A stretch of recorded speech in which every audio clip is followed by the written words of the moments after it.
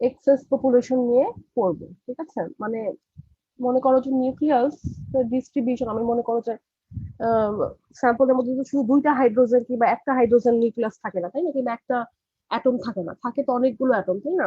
Collection of atom থাকে সেখানে। তোমার আসলে ডিস্ট্রিবিউশনটা কিভাবে করে হয়? যখন মনে করো আমি যে ম্যাগনেটিক ফিল্ড দিলাম, আমার কি পড়েছিলাম যে in absence of magnetic field দুটা স্টেট সমান থাকে, দুটা স্টেট সমান এনার্জি থাকে। এনার আবার কি হলো?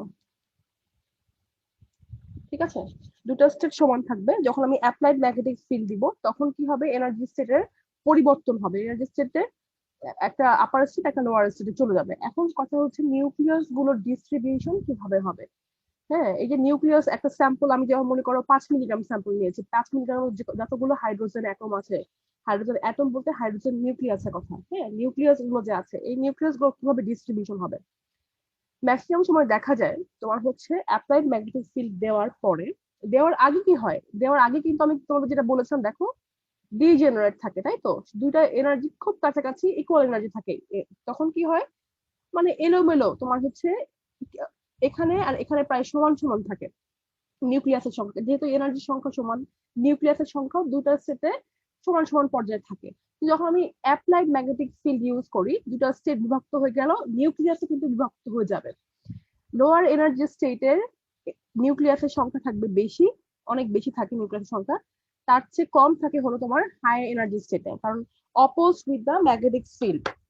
এনার্জি যেহেতু হায়ার থাকে সেখানে খুব কম সংখ্যক মলিকুল, সরি, কম সংখ্যক নিউক্লিয়াসের এনার্জিটা হাই থাকে, যার কারণে লোয়ার যে স্টেটটা আছে প্লাস হাফ যে স্টেটটা, এই স্টেটে নিউক্লিয়াসের সংখ্যা বেশি থাকে। হ্যাঁ, তো এই যে তোমার মনে করো যে সাপোজ আমি মনে করো যে 10টা নিউক্লিয়াস আছে স্যাম্পল, 10টা নিউক্লিয়াস, ঠিক আছে? এই 10টা নিউক্লিয়াসের মধ্যে তোমার, যাই না পিনটা কাজ করছে না। আচ্ছা, এই 10টা নিউক্লিয়াসের মধ্যে মনে করো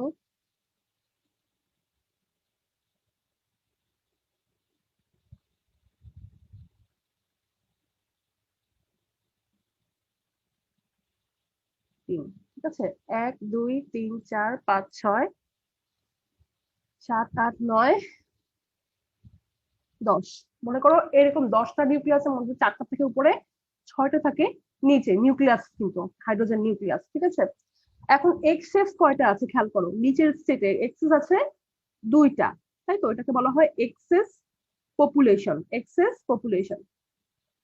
হ্যাঁ, এই এক্সেস পপুলেশন অফ নিউক্লিয়াসটাই তোমার কি করে, রেডিও ফ্রিকোয়েন্সি অ্যাবজর্ব করে, রেডিও ফ্রিকোয়েন্সি অ্যাবজর্ব করে লোয়ার স্টেট থেকে হায়ার স্টেটে গিয়ে রেজোনেন্সটা শো করে, ঠিক আছে?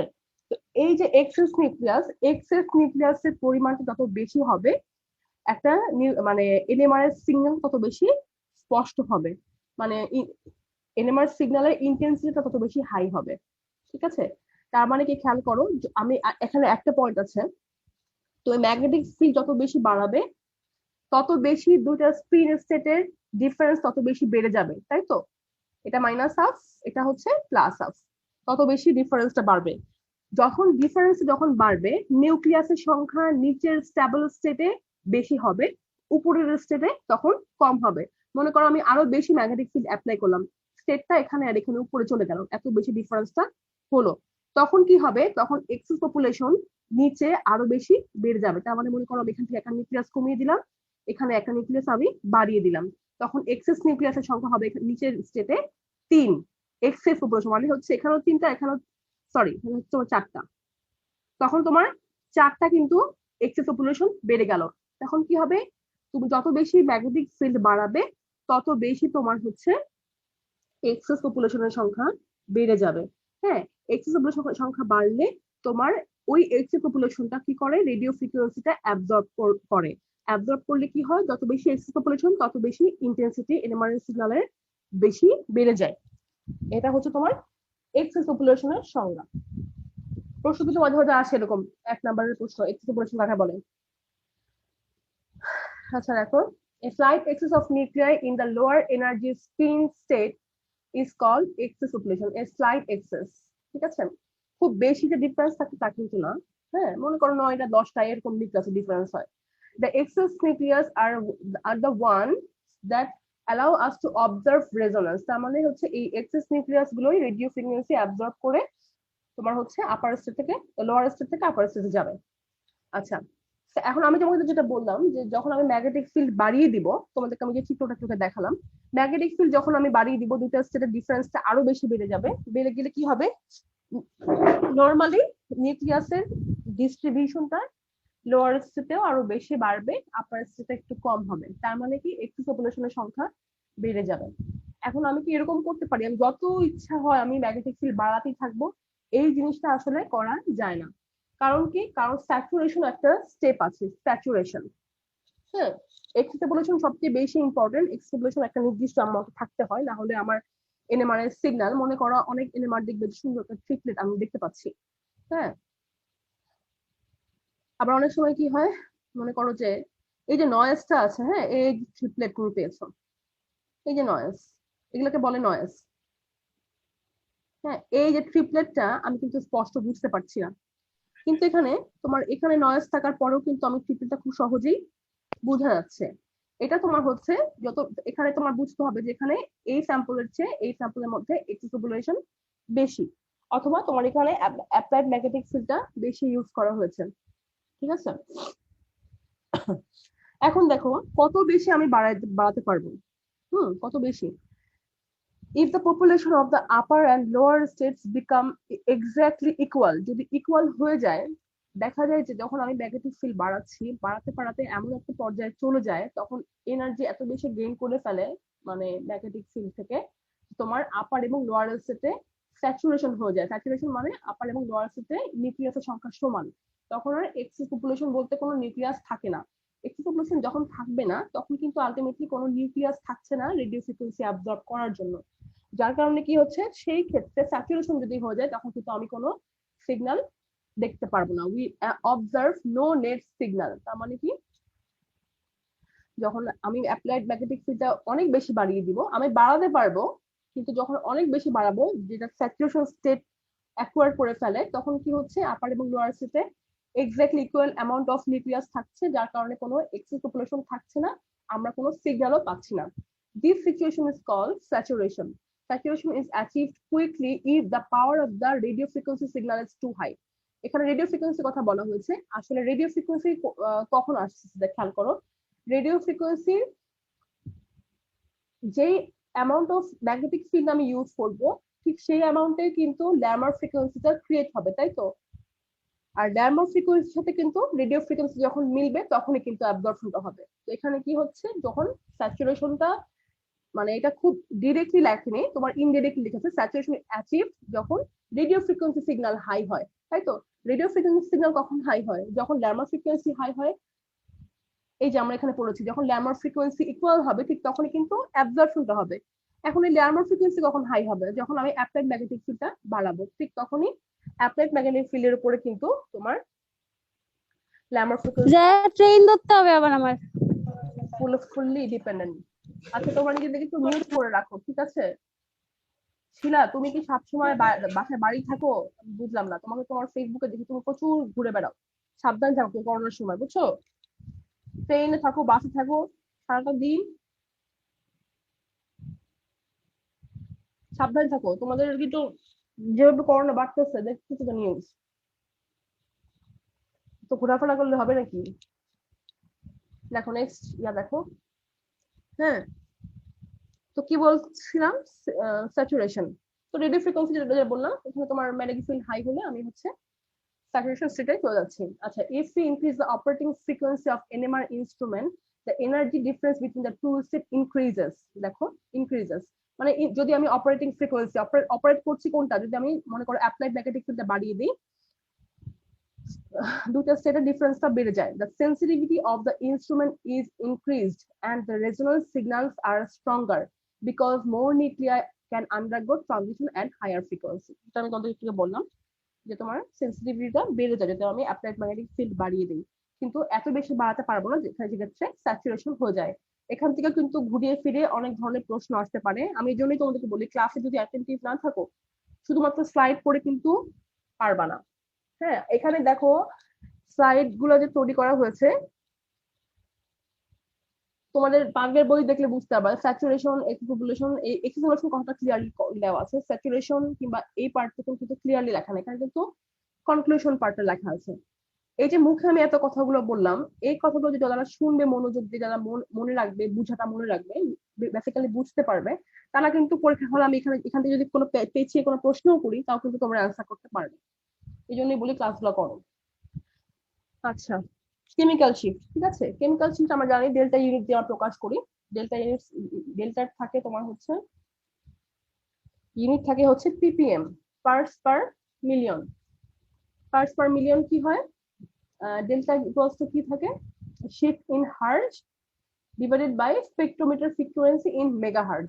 মেগাহার্জে দিয়ে আমরা ppm টা বের করি। ppm মানে কি পার্টস পার মিলিয়ন, তার মানে কি 1 মিলিয়নে পার মিলিয়নের মধ্যে 1 মিলিয়নের মধ্যে মনে করো 1 মিলিয়ন সংখ্যা আছে, সেই সংখ্যার মধ্যে কতটুকু সংখ্যা সে পার হয়েছে কিংবা কতটুকু সংখ্যা সে গিয়েছে, এটাই হচ্ছে তোমার ডেল্টা, মানে সরি, এটাই হচ্ছে তোমার পার্টস পার মিলিয়ন।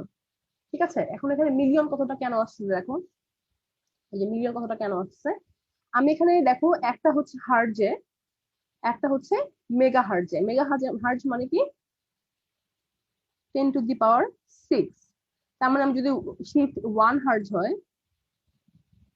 হ্যাঁ এখানে মনে করো এটাও যদি 1 হার্জ আমি লিখি, তার মানে কি 1 যদি কাটা যায়, তার মানে হচ্ছে 10 to the power 6, 10 to the power 6, 1/10 to the power 6, মানে এটা হচ্ছে তোমার আসলে ppm, 1 ppm, এটা হচ্ছে তোমার 1 ppm, মানে এটা ppm এর ডেফিনেশনটা। তার মানে 1 মিলিয়নের মধ্যে একটা, 1 মিলিয়নের মধ্যে একটা, এটা হচ্ছে তোমার কথা। স্কেলটা এরকম করে তোমার হচ্ছে ডিফাইন করা, ঠিক আছে। 0 থেকে সাধারণত এনএমআরএ আমরা ইউজ করি কত, 0 থেকে তোমার হচ্ছে ম্যাক্সিমাম 12 পর্যন্ত যায়, অনেক সময় 15 লেখা থাকে স্কেলের ইয়াটা,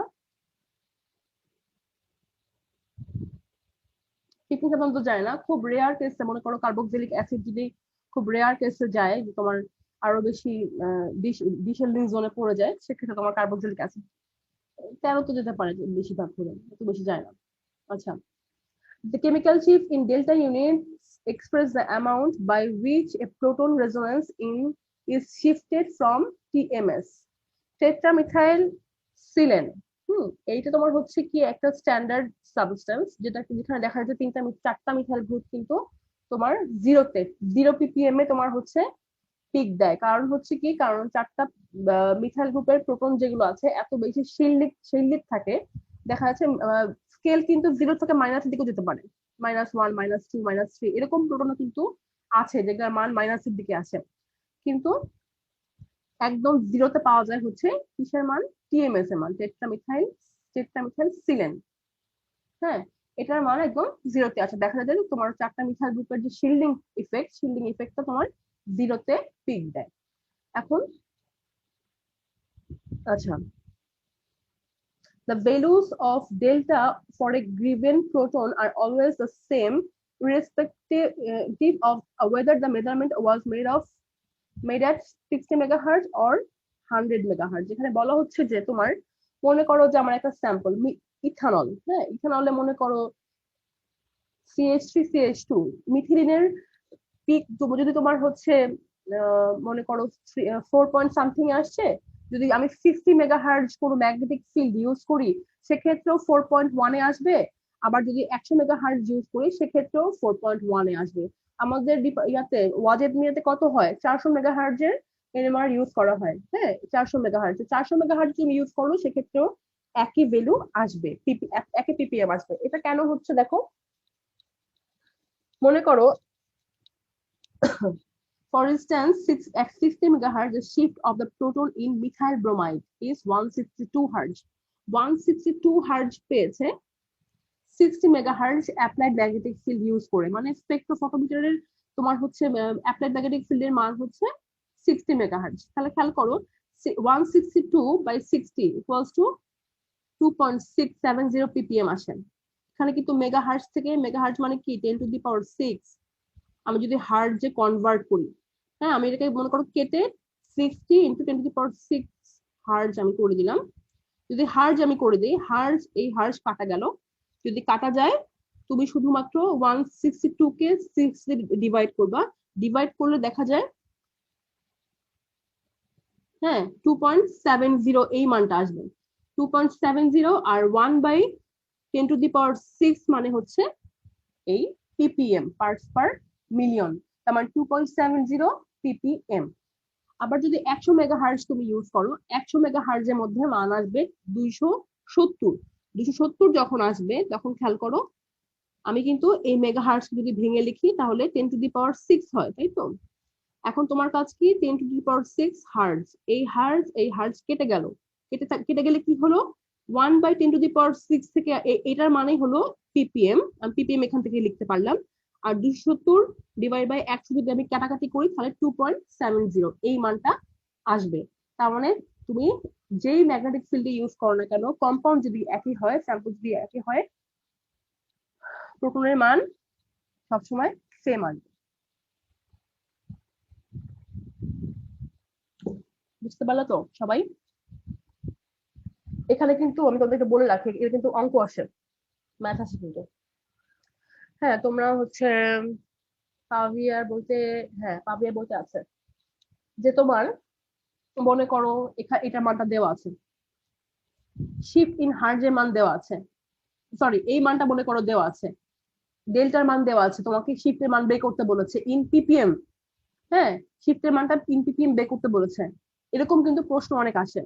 তো এখানে কিন্তু তোমার ক্যালকুলেশনটা বেসিক্যালি বুঝতে হবে, 10⁶ টা কিন্তু তুমি ক্যালকুলেশনে আনতে পারছো না, তোমার 66 কিন্তু তুমি আসলে ppm লিখছো। সবাই বুঝতে পারছো তো ব্যাপারটা? এখান থেকে কিন্তু অঙ্ক আসে, এটুকু বলে রাখলাম তোমাদের, তোমাকে কিন্তু ম্যাথ আসতে পারে। কারো কোনো প্রশ্ন আছে? আচ্ছা তার মানে কি, যে আমি যে ম্যাগনেটিক ফিল্ডে ইউজ করি না কেন, তোমার একই কম্পাউন্ডের প্রোটনের ভ্যালু সবসময় সেম হচ্ছে। হ্যাঁ এবং তোমার ppmটা আসছে হচ্ছে 1/10⁶ থেকে, এই টোটালটার মানেই হচ্ছে 1 ppm।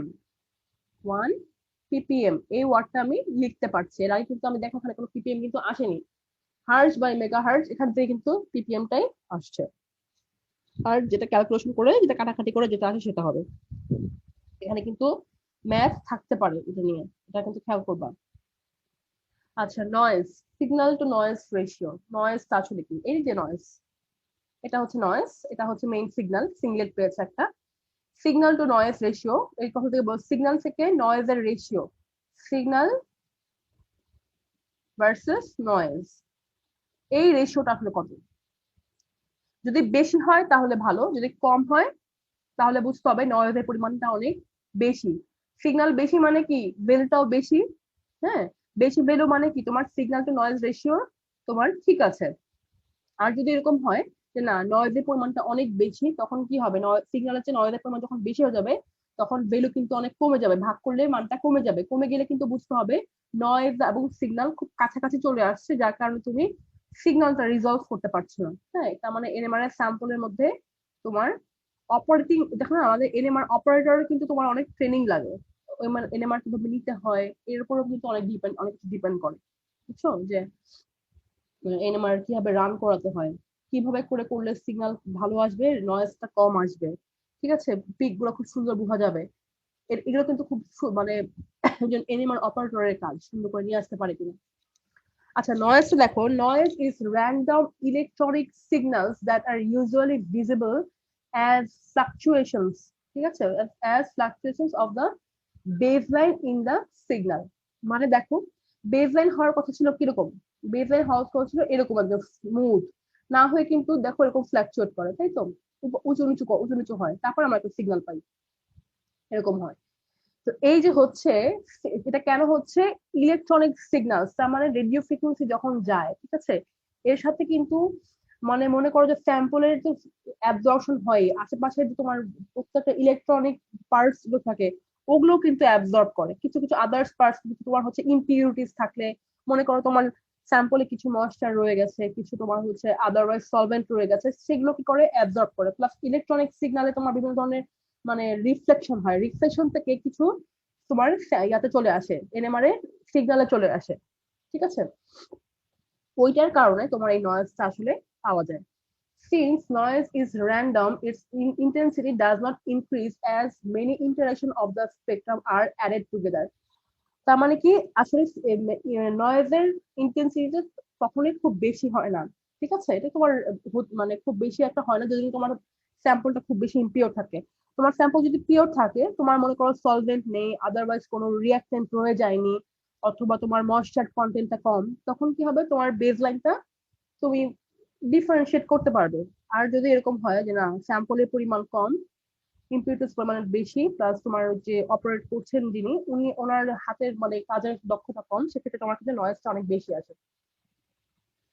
আচ্ছা, using this procedure one can show that the signal two noise ratio, এই যে এই রেশিওটা improves as a function of the square root of the number of scans n। তার মানে কি, তোমার যত বেশি তুমি স্ক্যান বাড়াতে পারবে, হ্যাঁ, স্ক্যান বলতে বোঝাচ্ছে তোমার মনে করো স্যাম্পলটাকে স্ক্যান করে একবার এনএমআর সিগন্যাল নিল, হ্যাঁ। কার্বন 13 এর ক্ষেত্রে দেখা যায় যে স্ক্যানের পরিমাণটা অনেক বেশি বাড়িয়ে দিতে হয়, বারবার একটা স্যাম্পলকে বারবার মানে একই স্যাম্পলে বারবার রেকর্ড করা, এটাকে বলা হয় স্ক্যানিং। হ্যাঁ, বারবার স্ক্যানিং করলে তোমার এনএমআর, কার্বন 13 এর ক্ষেত্রে এনএমআর সিগন্যালটা হাই হয়। কারণ কি, কার্বন 13 আমরা যেটা বললাম, স্যাম্পলের পরিমাণই অনেক কম থাকে, কার্বন 13 এর পরিমাণটাই অনেক কম, কারণে বারবার স্ক্যান করতে হয়। প্রোটন এনএমআরে একই জিনিস, তোমার প্রোটন এনএমআর যেহেতু অ্যাবান্ডেন্সটা বেশি, স্ক্যানের পরিমাণটা কিছুটা কম হয়, যত বেশি স্ক্যান করবে সিগন্যাল টু নয়েজ রেশিও তত বেশি বাড়বে, তার মানে সিগন্যাল পরিমাণটা, সিগন্যালের ইন্টেন্সিটিটা হাই হবে, ঠিক আছে? মানে নয়েজের পরিমাণটা তখন কমে যাবে। আচ্ছা, কেমিক্যাল ইকুইভ্যালেন্স,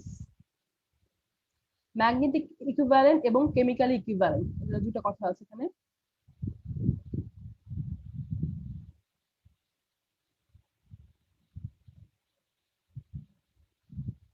আচ্ছা, কেমিক্যালি ইকুইভ্যালেন্ট প্রোটন আমি কখন বলবো? কেমিক্যালি ইকুইভ্যালেন্ট, কেমিক্যালি ইকুইভ্যালেন্ট তখনই বলবো যখন তোমার হচ্ছে সিমেট্রি অফ এক্সিস থাকবে, কোন এনি কাইন্ড অফ সিমেট্রি থাকবে, প্লেন অফ সিমেট্রি অথবা centre of symmetry, axis of symmetry থাকবে, এবং তাদের কি হবে, delta value, chemical shift value সবসময় এক হবে। যদি দুটা প্রোটনের, খেয়াল করো, মনে করো এই দুটো প্রোটন, হ্যাঁ, যেমন ধরো আমার যেমন তোমাদের একটা লেয়ার রেখে দেই, দেখো ইথানল যদি আমি ধরি, ইথানল, এই এখানে কিন্তু প্রোটন কিন্তু সংখ্যা দুইটা, তাই না? প্রোটন সংখ্যা কিন্তু দুইটা, কিন্তু তারপরেও কিন্তু এই দুইটা প্রোটন একই ভ্যালুতে পিক দেয়। মনে করো 4.1 4.2 তে পিক দিচ্ছে, একটা সিগন্যাল শো করছে। আবার এই তিনটা প্রোটন কিন্তু তোমার হচ্ছে কেমিক্যালি ইকুইভ্যালেন্ট। কেমিক্যালি ইকুইভ্যালেন্ট তখনই হচ্ছে যখন এই তিনটা প্রোটন একই কেমিক্যাল শিফট ভ্যালু দিচ্ছে। মনে করো 1,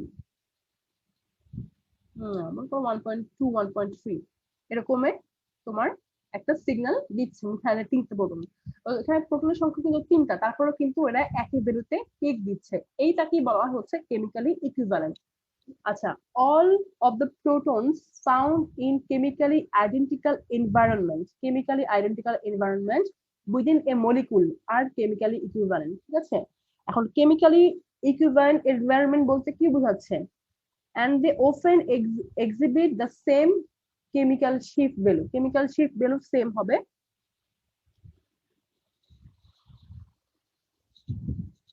ঠিক আছে? chemical shift value same হবে। দেখো, if a plane of symmetry or an axis of symmetry renders two or more nuclei equivalent by symmetry, they are said to be chemically equivalent। তার মানে কি, যদি তোমার এরকম হয় যে দুইটা প্রোটনের মধ্যে সিমেট্রি আছে, কোন কোন সিমেট্রি, আমরা কিন্তু প্লেন অফ সিমেট্রি পড়েছি, এক্সিস অফ সিমেট্রি পড়েছি, সেন্টার অফ সিমেট্রি পড়েছি, সেক্ষেত্রে যদি সিমেট্রিক্যালি যদি সেম হয়, তাহলে আমরা বুঝতে হবে এই দুটা প্রোটন হচ্ছে কেমিক্যালি ইকুইভ্যালেন্ট। কেমিক্যালি ইকুইভ্যালেন্ট বলতে বোঝাচ্ছে তাদের ডেল্টা শিফট ভ্যালু অথবা কেমিক্যাল শিফট ভ্যালু একই।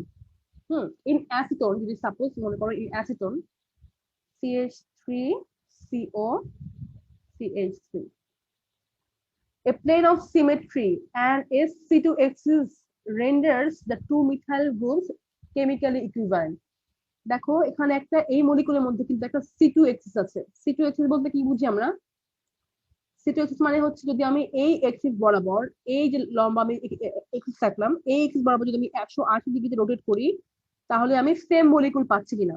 রোটেট করলে কি হবে, মনে করো এটা এ এটা বি, রোটেট করলে বিটা ঘুরে এসে কি হবে দেখো, এ এখানে আসবে বি এখানে আসবে, কিন্তু মলিকুল কিন্তু দেখো সেম রয়ে গেছে, ঠিক আছে।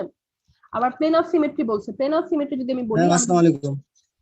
ম্যাম কারেন্ট চলে গেছে ম্যাম, কিছু তো মানে বুঝি নাই ম্যাম, কয়েকটা স্লাইড আচ্ছা গেছে ম্যাম। রেকর্ড রেকর্ড করা আছে, সমস্যা নেই, তুমি শুনে নিও, আমি রেকর্ড দিয়ে দিতে হবে, ঠিক আছে। প্লেন অফ সিমেট্রি খেয়াল করো, এখানে যদি তুমি একটা আয়না কল্পনা করো, ঠিক আছে, এই কার্বনিল মূলক পর্ব একটা আয়না কল্পনা করো, দেখো আয়নায় কিন্তু এই যেটা মিথাইল গ্রুপ একে অপরের উপরে সুপার ইম্পোজ করবে, তো সুপার ইম্পোজ করলে কিন্তু তাহলে বুঝতে পারছি যে সুপার ইম্পোজ করলে কিন্তু একই হয়, এই দুটা সেম, যার কারণে অ্যাস্ট্রনের ক্ষেত্রে কিন্তু আমি প্রোটনের জন্য একটা সিগন্যাল পাবো, শুধুমাত্র 2.1 কিংবা 2.2 তে আমি কিন্তু জাস্ট একটা সিঙ্গলেট পাচ্ছি। দেখো নেইবারিং কোনো আশেপাশে কিন্তু নেইবারিং কোনো প্রোটন, ডিফারেন্ট কোনো প্রোটন কিন্তু নেই নেই নেই থাকার কারণে এই 3 আর 3 মোট 6টা প্রোটন কিন্তু একেবারে একই রকম, কেমিক্যালি ইকুইভ্যালেন্ট। এই কারণে কি হবে, সিগন্যাল মাত্র একটা হাই ইন্টেন্সিটির একটা, যেহেতু 6টা প্রোটন ইন্টেন্সিটিটাও হাই হবে, তোমার এখানে একটা সিগন্যাল দিবে, সিঙ্গলেট। আচ্ছা, in 1,2-dichloroethane, there is also a plane of symmetry, rendering the two methylene groups equivalent. 1,2-dichloroethane.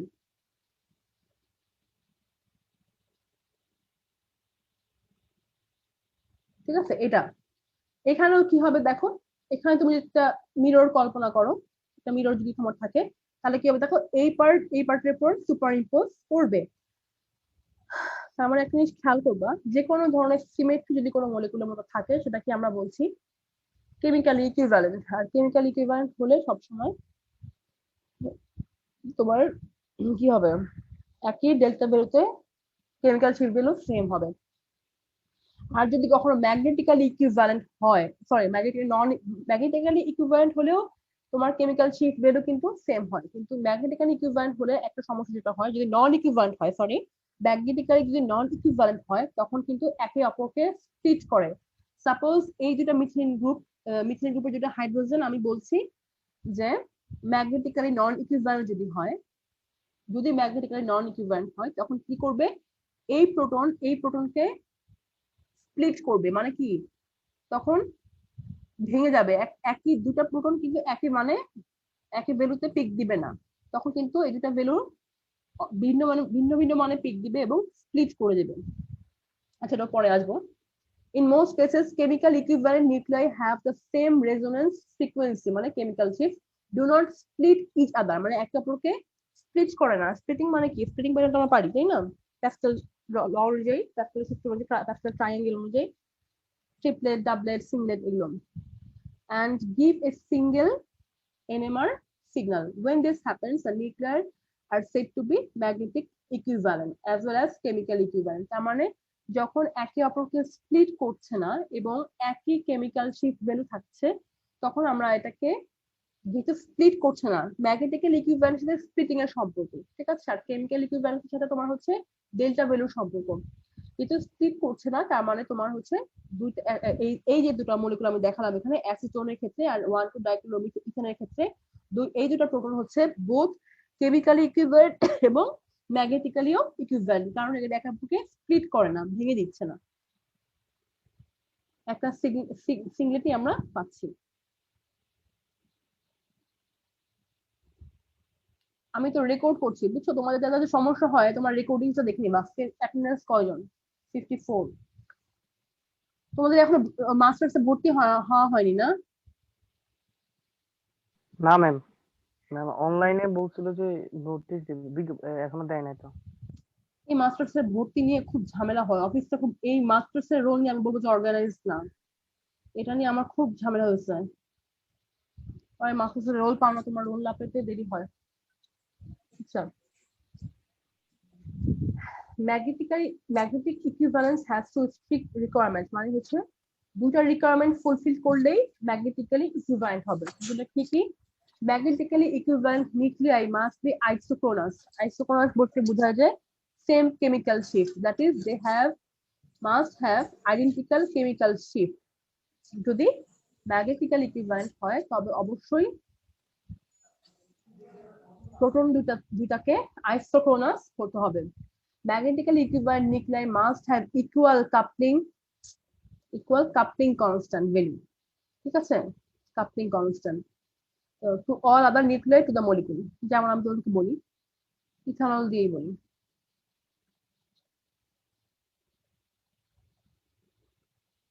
Ethanol.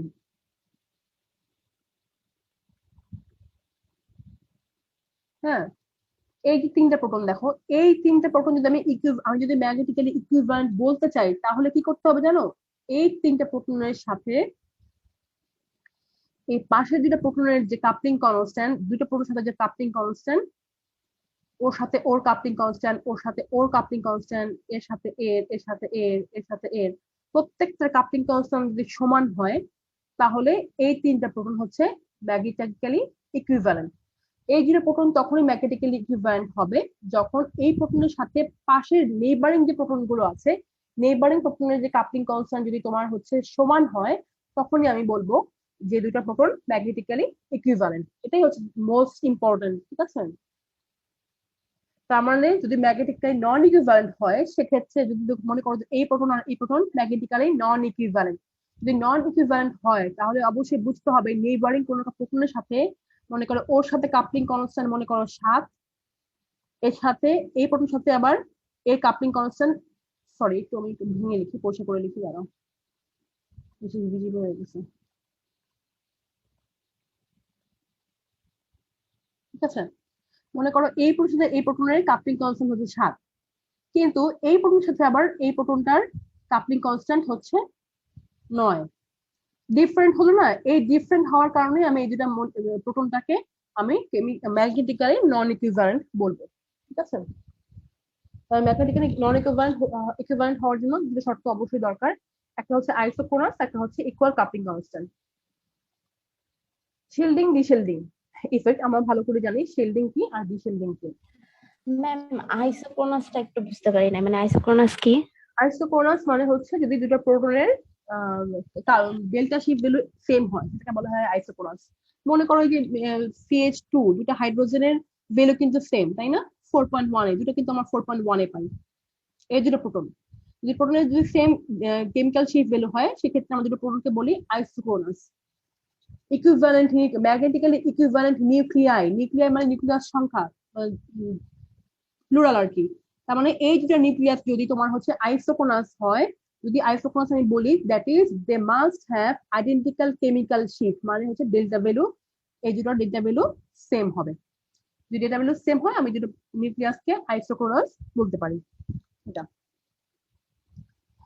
Shielding ডিশিল্ডিং, shielding ডিশিল্ডিং আমরা জানি, একটা হচ্ছে তোমার শিল্ড করা, শিল্ড করে রাখা মানে হচ্ছে ঢেকে রাখা অনেকটা।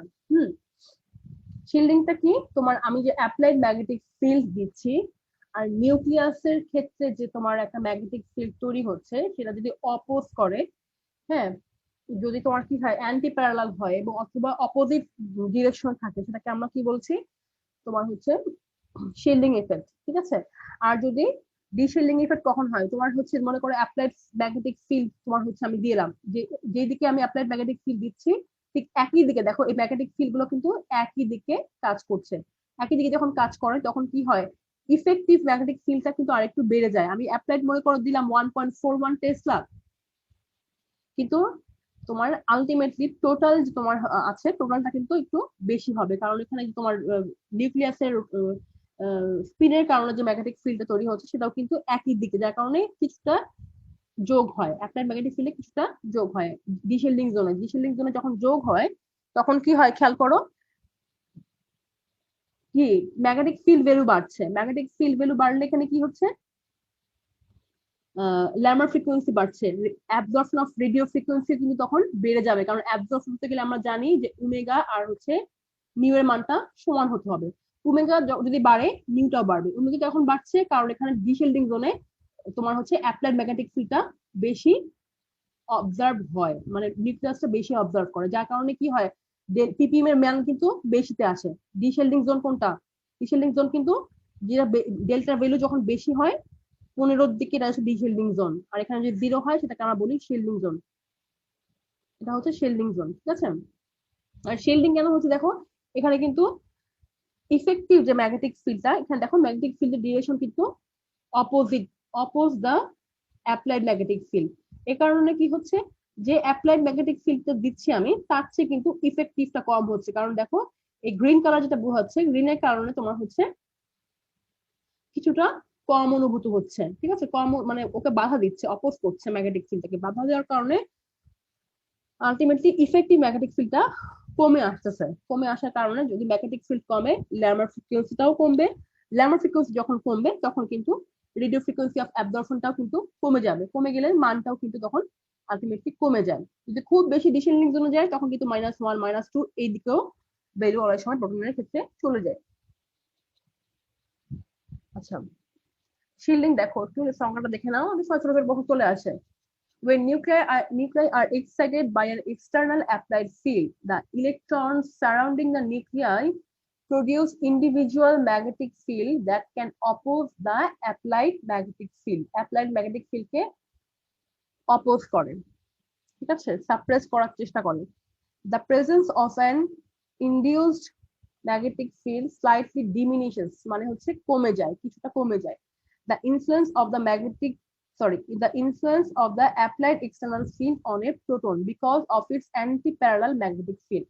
Anti-parallel magnetic field এর কারণে মানে মানটা কিছুটা কমে যায়। This interaction is known as a shielding effect. এটাকে বলা হয় হচ্ছে শিল্ড করে। একটা শিল্ড যুদ্ধের সময় দেখো একটা শিল্ড ইউজ করে, সবার হাতে, মানে যখন যুদ্ধ করে হাতে একটা শিল্ড থাকে না, তোমার হচ্ছে চারকোনা অথবা তোমার স্টিলের, কাঠের, অনেক সময় দেখা যায় গোল গোল, অনেক সময় ইউজ করে, ওইরকম আর কি, শিল্ড করে বাহা দিচ্ছে। তো ডিশেল্ডিংটা কি? when a circulating electron, আশেপাশে নিউক্লিয়াসের ইলেকট্রনের কথা কিন্তু বলছি, ইলেকট্রনও কিন্তু যখন সার্কুলেট করছে, যে কোনো চার্জড পার্টিকেল যখন সার্কুলেট করবে আশেপাশে একটা ম্যাগনেটিক ফিল্ড তৈরি কিন্তু হবে ম্যাক্সওয়েলের সূত্র অনুযায়ী, ঠিক আছে? Produces a magnetic field aligned with the external field. External field সাথে অ্যালাইন করবে যায়, মানে একই দিকে হয়, যে it enhances the external fields effect on the proton. তার মানে কি, ইফেক্টিভ যে ম্যাগনেটিক ফিল্ডটা হয় তার কিছুটা এনহ্যান্স হয়। এই এনহ্যান্সমেন্টটা কি বলা হচ্ছে আসলে ডিশেল্ডিং। তার মানে কি, মানটা কিন্তু তখন বেড়ে যাবে। আচ্ছা, কেমিক্যাল শিফট যেটা বলছিলাম, ডাউনফিল্ড আপফিল্ডে কিন্তু যাচ্ছে, ঠিক আছে? এইটা একটু খেয়াল করবে। কেমিক্যাল শিফটের তোমার যে স্কেলিং এর ক্ষেত্রে কিন্তু এটা একটু তোমার বই থেকে ভালো করে পড়বে, গবেষণা করে একটু পড়তে হবে। যে তোমার হচ্ছে মানটা কিন্তু দেখো, যেখানে তোমার যখন মান বেশি হচ্ছে তখন সেটা ডিশেল্ডিং জোন বলছি, আর যদি তোমার মানটা কম হয় সেক্ষেত্রে আমরা শিল্ডেড জোন বলছি। The importance of the shielding effect causes proton to appear in a different location on the NMR spectrum in comparison to the deshielded unaffected proton. Unaffected অথবা ডিশেল্ডিং জোনের চেয়ে শিল্ডিং জোনের প্রোটন গুলো কিন্তু ডিফারেন্ট জোনে আসে, তাই তো? আচ্ছা, this is due to absorption of higher, হবে এখানে higher radio frequencies by strongly shielded protons compared to the lower radio frequencies absorbed by the deshielded protons. ঠিক আছে? প্রোটনস এর ক্ষেত্রে তোমার যেটা বললাম, যে যখন রেডিও ফ্রিকোয়েন্সি অ্যাবজর্পশনটা ভিন্ন হওয়ার কারণে কিন্তু তোমার এই যে স্কেলে ভিন্ন ভিন্ন জায়গাতে অ্যাবজর্পশনটা হচ্ছে। এখন দেখো প্রোটনের ক্ষেত্রে কিন্তু প্রত্যেকটা প্রোটন তোমার হচ্ছে একই, মানে মিথাইল প্রোটন কিংবা মিথিলিন প্রোটন, প্রত্যেকটা প্রোটন কিন্তু একই মানে ইলেকট্রনিক এনভায়রনমেন্টে কিন্তু থাকে না, ইলেকট্রনিক এনভায়রনমেন্ট, তাই না? তার মানে প্রত্যেকটা প্রোটনের আশেপাশে ইলেকট্রনের যে তোমার ইয়াটা অ্যাবান্ডেন্সটা কিন্তু সেম না, যার কারণে কিন্তু কেমিক্যাল শিফটগুলোটা কিন্তু ভিন্ন ভিন্ন হয়। এই ইলেকট্রনিক কিন্তু আসলে তোমার ইনডিউস ফিল্ডটা তৈরি করে, যার কারণে এটা ডিশেল্ডিং কিংবা ডিশেল্ডিং ইফেক্টটা তৈরি করছে। আচ্ছা, এই ভ্যালুগুলো মনে রাখা আসলে কতটুকু ইম্পর্টেন্ট, কিভাবে বুঝাবো তোমাদের?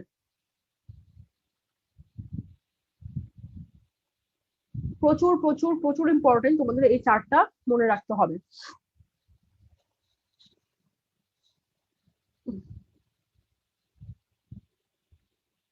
আচ্ছা, CH3 0.7 থেকে 1.3, বেসিক ভ্যালু হচ্ছে 0.9, ঠিক আছে? 0.7 যখন আসবে বুঝতে হবে কি ডিসিলেট হয়েছে, সরি শিল্ডিং হচ্ছে। আর যদি বেশি ভ্যালু তো আসে তখন বুঝতে হবে আশেপাশে ইলেকট্রন টেনে নিচ্ছে, কোনো একটা ইলেকট্রোনেগেটিভ অ্যাটম আছে, ইলেকট্রন টেনে নেওয়ার কারণে এই প্রোটনের আশেপাশে কি হচ্ছে, ইলেকট্রনের অ্যাবান্ডেন্স মানে অ্যাভেলেবিলিটি কমে যাচ্ছে, যার কারণে ম্যাগনেটিক ফিল্ডটা কম তৈরি হচ্ছে, অপোজ করছে কম, ডিসেন্ডেড হচ্ছে, যার কারণে মানটা একটু বেড়ে যাচ্ছে। মিথিলিনের ক্ষেত্রে 1.2 থেকে 1.4, মিথাইনের ক্ষেত্রে 1.4 থেকে 1.7। আচ্ছা, অ্যালকিনের প্রোটনের তোমার হচ্ছে 1.6 থেকে 2.6, এগুলো তোমার সবাই মুখস্থ করে ফেলবা কিন্তু। কিটোনের আশেপাশে থাকলে, ঠিক আছে, কিটোনের মূলকের আশেপাশে যদি থাকে তাহলে সেটা অবশ্যই 2.1 থেকে 2.4 পর্যন্ত যেতে পারে। 2.4 কখন যাবে, মনে করো যে এখানে আদারওয়াইজ কোনো ইলেকট্রোনেগেটিভ অ্যাটম আছে, যদি অ্যাটম থাকে সেক্ষেত্রে তোমার হচ্ছে মানটা 2.4, 2.5, অনেক সময় 2.6 তো দেখা যায়, ঠিক আছে, ডিপেন্ড করে, কিন্তু বেসিক ভ্যালু হচ্ছে 2.1। আচ্ছা, যেমন এই যেখানে দেখো অ্যাস্টার কিংবা অ্যাসিডের ক্ষেত্রে তোমার হচ্ছে 2.1 থেকে 2.5। অ্যাস্টার অ্যাসিডের ক্ষেত্রে কোন ভ্যালুটা, এই যে দেখো এই যে ফাংশনাল গ্রুপের পাশের যে সিএইচ থাকবে সেই সিএইচ এর। নাইট্রাইলের ক্ষেত্রে 2.1 থেকে 3, তাই তো 2.2, 2.3 সাধারণত তোমার হচ্ছে নাইট্রাইলের পাশে যদি সিএইচ থাকে সেটাকে ধরা হয় 2.1, 2.2। আচ্ছা, এটা হচ্ছে তোমার এই ভ্যালুটা কি, বেনজাইলিক প্রোটন, বেনজাইল, ঠিক আছে। এই বেনজাইলিক প্রোটনের ভ্যালুটাও কিন্তু ইম্পর্টেন্ট, টলুইন পার্ট মলিকুলের মধ্যে আছে কিনা, ঠিক আছে। টলুইন টলুইন যখন থাকবে তোমাদের মনে করো এরকম কিন্তু থাকতে পারে, মানে আননোন কম্পাউন্ডের স্ট্রাকচার কিন্তু এরকম হতে পারে, তাই না। টলুইন এখানে মনে করো আদারওয়াইজ কোন ফাংশনাল গ্রুপ NH2 এরকম থাকতে পারে। তো এখান থেকে টলুইনটা বোঝার খুব সহজ উপায় হচ্ছে 2.3, 2.3 এটা ডিপেন্ড করে তোমার এই যেটা, তো তোমার হচ্ছে একটু ডোনেটিং অথবা ইলেকট্রন উইথড্রয়িং গ্রুপ আছে, যখন ডোনেট ইনকাম করবে অর্থোপ্যারা পজিশনে কতটুকু বাড়লো কমলো সেটার উপর ডিপেন্ড করবে। বেসিক্যালি 2.3, 2.4 এর দিকে এই যে টলুইনের মানটা কিন্তু আসে। আসলে এগুলো কিন্তু খুব সুন্দর করে মুখস্থ করে বুঝে বুঝে একটু করতে হবে, বুঝছো, না হলে কিন্তু তোমরা মান মুখস্থ না থাকলে কিন্তু ভ্যালু বের করা খুব কঠিন, বুঝছো, মান মুখস্থ রাখতে হবে। খুব কমন গুলো আমি একটু বলে দেই। ওইচ 0.5 থেকে 5, এটা হচ্ছে লেবাইল প্রোটন, আমরা বলি লেবাইল প্রোটন, এগুলো সবই হচ্ছে লেবাইল প্রোটন। লেবাইল প্রোটন গুলো কি হয়, এই সবই হচ্ছে লেবাইল প্রোটন। লেবাইল প্রোটনের ক্ষেত্রে কি হয়, যেহেতু পাশে কি হচ্ছে একটা ইলেকট্রোনেগেটিভ অ্যাটম সাথে যুক্ত আছে, যার কারণে এই প্রোটনটা কি করে, মানে যদি পিওর কম্পাউন্ড হয় কোনো সলভেন্ট নাই তাহলে কি হবে, এই আরেকটা অ্যালকোহলের সাথে ইন্টারচেঞ্জ করতে পারে প্রোটনটাকে, যার কারণে প্রোটনটাকে খুব সহজে ডিটেক্ট করতে পারে না এনএমআর সিগন্যাল। দেখা যায় এনএমআর টাইম স্কেল যত বেশি তার চেয়ে বেশি হয় হচ্ছে তার চেয়ে দ্রুত তোমার হচ্ছে প্রোটন নিজেদের মধ্যে এক্সচেঞ্জ করে, মানে প্রোটন এক্সচেঞ্জ করে। এই প্রোটন এক্সচেঞ্জ করার কারণে ওরা এত দ্রুত প্রোটন এক্সচেঞ্জ করে দুটা মলিকুলের মধ্যে, যে তোমার এনএমআর এর টাইম স্কেল ওটা রিচ করতে পারে না, যার কারণে কি করে সবসময় এই ধরনের সিগন্যাল একটা আমরা ব্রড সিগন্যাল পাই, ঠিক আছে। এনএমআর সিগন্যাল যেহেতু এরকম ট্রিপলেট ডাবলেট হচ্ছে, কিন্তু এইরকম ব্রড সিগন্যাল দেখলেও কিংবা আমাদের কিন্তু যখন ভ্যালু দিয়ে দিচ্ছি ওই যে ভ্যালুর পাশে কিন্তু আমরা ব্রড লিখে দিই, ঠিক আছে, ব্রড লেখা থাকে কিন্তু। তো এই ব্রড দেখলে বুঝতে পারবা যেখানে অবশ্যই OH, NH কিংবা কার্বক্সিলিক অ্যাসিডের কোনো ফাংশনাল গ্রুপের কোনো প্রোটন আছে, ঠিক আছে। এই জন্য এখানে তোমার সিগন্যাল হয়, লেবাইল প্রোটন বলে এগুলোকে। আর এটা তোমার হচ্ছে বিভিন্ন একটা রেঞ্জ অফ মানে পাওয়া যায়, দেখো 0.5 থেকে 5। এখন তুমি দেখো এখানে থেকে বের করা সহজ, দেখলে বোঝা যায় ব্রড হয় পিকটা, কিন্তু এটা একটা রেঞ্জের মধ্যে আসছে। এটার কারণ হচ্ছে যে তোমার হাইড্রোজেনের আসলে অবস্থানটা ক্লিয়ার না, বুঝছো, যখন মনে করো যে অবস্থানে থাকে অনেক সময় দেখা যায় যে সলভেন্টের সাথেও এক্সচেঞ্জ করে, ঠিক আছে, এই কারণে কি হয় পোলারিটি একটা ডিফারেন্স হয়, হ্যাঁ, ইলেকট্রনিক এনভায়রনমেন্টে একটা ডিফারেন্স হয়, যার কারণে যখন যে অবস্থায় স্যাম্পলের মানে এনএমআরটা নেওয়া হচ্ছে সেই অবস্থায় একটা পিক আসে, ঠিক আছে। টেম্পারেচারের উপর ডিপেন্ড করে অনেক কিছু, টেম্পারেচার যদি তুমি কমিয়ে দাও তখন কি হবে, এক্সচেঞ্জটা অনেক কমে যাবে। হ্যাঁ, এক্সচেঞ্জ যখন কমে যায় তখন তোমার হচ্ছে এনএমআর এর, তখন এক্সচেঞ্জের রেটটা স্লো হয়ে যায়, যার কারণে এনএমআর টাইম স্কেল তখন বেড়ে যায়। এনএমআর তখন খুব সহজেই প্রবলেমটাকে ডিলিট করতে পারে। আচ্ছা, এই জন্য অনেক সময় কিন্তু অনেক স্যাম্পলের টেম্পারেচার কমিয়েও, কিন্তু স্যাম্পলের টেম্পারেচার কমিয়ে তারপর হচ্ছে এনএমআরটা নেওয়া হয়। অনেক সময় ডিটোরেট সলভেন্ট ইউজ করা হয়। ডিটোরেট সলভেন্ট ইউজ করলে তোমার দেখা যায়, আমি পরে ডিটেলস করবো ডিটোরেট সলভেন্ট ইউজ করলে কি হয়। আচ্ছা, এই ইয়াগুলা তোমার নিজেরা পড়ে নিবে, মুখস্থ করবে। 6.5 থেকে 8 প্রোটনের ভ্যালু, প্রোটনের ভ্যালু যদি তোমার 6.5 এর উপরে আসে তখনই বুঝতে হবে, বিশেষ করে ছাত্রের ঘরে, ছাত্রের ঘরে থাকলে এখানে বুঝবা যে এখানে অ্যারোমেটিক প্রোটন আছে, ঠিক আছে। আর এখানে কি অ্যালকাইন, মানে অ্যালকিনের প্রোটন আছে কিনা সেটা হচ্ছে তোমার 4 থেকে না 4.5 থেকে 6.5, ম্যাক্সিমাম 6.5, এত 5.5, 6 এরপর 6.2 এরকম মান থাকলে বুঝবা যেখানে অবশ্যই অ্যালকিনের প্রোটন আছে। মানে মান দেখলে কিন্তু একটা মাথায় একটা ধারণা চলে আসতে হবে যে তোমার এখানে কোন ধরনের প্রোটন থাকতে পারে। অ্যালডিহাইডের ক্ষেত্রে 9 থেকে 10, কার্বক্সিলিক অ্যাসিডের ক্ষেত্রে 11 থেকে 12। এগুলো কেন তো বেশি আসছে সবগুলো পড়বো আমরা, অ্যালডিহাইড কেন বেশি আসছে পড়বো সবকিছুই।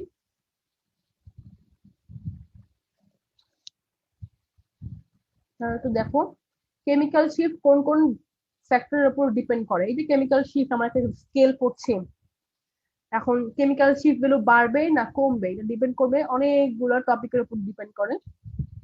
Electronegativity, hybridization, hydrogen bonding, diamagnetic anisotropy আমরা পড়েছি, ডায়াম্যাগনেটিক অ্যানিসোট্রপি। এগুলো ফ্যাক্টরের উপর ডিপেন্ড করে, সেই ফ্যাক্টরগুলো আমরা আসলে পড়বো। দেখো ইলেকট্রোনেগেটিভিটির মধ্যে কি হয়, the chemical shift simply increases as the electronegativity of the attached element increases. Multiple substituents have a stronger effect than a single substituent. খুবই ইউজুয়াল, মনে করো একটা এখানে প্রোটন আছে, এখানে ক্লোরিন, এখানেও ক্লোরিন। হ্যাঁ, অবশ্যই যদি একটার চেয়ে তিনটার ইফেক্ট অনেক বেশি এই হাইড্রোজেনের উপর, তাই না? তিনটা ইলেকট্রন উইথড্রয়িং ইফেক্ট আছে। উইথড্র করলে কি হবে, এই হাইড্রোজেনের যে ইলেকট্রন গুলো আছে খুব কার্বনের কাছাকাছি চলে আসবে, যার কারণে হাইড্রোজেনের আশেপাশে যে ইলেকট্রনিক এনভায়রনমেন্টটা, ইলেকট্রনের অ্যাভেলেবিলিটি অনেক কমে যাবে। কমে যাওয়ার কারণে কি হবে, তোমার এটা ডিশেল্ডেড, এই প্রোটনটা এই নিউক্লিয়াসের ডিশেল্ডিং জোনে পড়ে যাচ্ছে। তিনটা প্রোটন যখন থাকবে অনেক বেশি টানবে, ডিশেল্ডিং জোনটা অনেক বেশি হবে, যার কারণে মানটা অনেক বাড়বে। এখানে যদি তুমি মনে করো যে আরেকটা ক্লোরিন কম থাকতো, সেক্ষেত্রে কিন্তু ডিশেল্ডিং ভ্যালুটা আরেকটু কমে আসতো, অথবা একটা ক্লোরিন থাকলে কিন্তু ডিশেল্ডিং ভ্যালুটা আরো কম হবে, এটাই বলেছে। The influence of the substituent drops off rapidly with distance, তার মানে কি ডিস্টেন্সটা একটু বাড়বে। সাধারণত 2 থেকে 3 কার্বন ডিস্টেন্স পর্যন্ত তোমার এই ইফেক্টটা কাজ করে। মনে করো যেখানে ওএইচ আছে,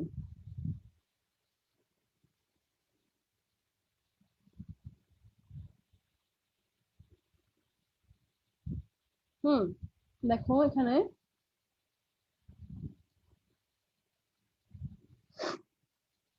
ওএইচ থাকার কারণে এখানে একটা ইলেকট্রোনেগেটিভ অ্যাটম, এই অ্যাটমের তোমার কাছাকাছি যে কার্বনটা আছে 1 নাম্বার কার্বন, এই কার্বনের সাথে যে হাইড্রোজেন যুক্ত আছে তার উপর সবচেয়ে বেশি ইফেক্ট করবে। সাধারণত 2 থেকে 3 বন্ড, 3 বন্ডের মধ্যে 4 বন্ড পর্যন্ত আর যাই না, কোনো ইফেক্ট কাজ করবে না। এখানে যদি একটা কার্বন থাকতো, এই হাইড্রোজেনের উপরে এই অক্সিজেনের ইলেকট্রোনেগেটিভিটি ইফেক্টের কোনো প্রভাব পড়বে না, ঠিক আছে। কিন্তু এই 3 বন্ড পর্যন্ত তোমার হচ্ছে অল্প, 3 বন্ডে অল্প একটু প্রভাব পড়ে, আর 2 বন্ডেও পড়বে মাঝামাঝি, 3 বন্ডে একদম অল্প। এটাই বলছে, drops off rapidly with distance, an electronegative element having little effect on proton that are more than 3 carbon distance, ঠিক আছে। 3 কার্বন ডিস্টেন্সে গেলে আর কোনো ইফেক্ট থাকে না, because of their electron withdrawing effect reduces the valence electron density around the proton। তার মানে কি হয়, যখন ইলেকট্রন সে টেনে নিচ্ছে তখন কি হয়, এই যে ব্যালেন্স ইলেকট্রনটা আছে, দুটো ইলেকট্রনই তো, হাইড্রোজেনের ব্যালেন্স সবসময় 2 হবে, এর চেয়ে বেশি তো হবে না। তখন কি হয়, ইলেকট্রন ডেন্সিটিটা টেনে নেয়, টেনে নেওয়ার কারণে ডিশেল্ডেড হয়। এর সবচেয়ে বেশি ডিশেল্ডেড, তারপর এটা, তারপর এটা। ইলেকট্রোনেগেটিভ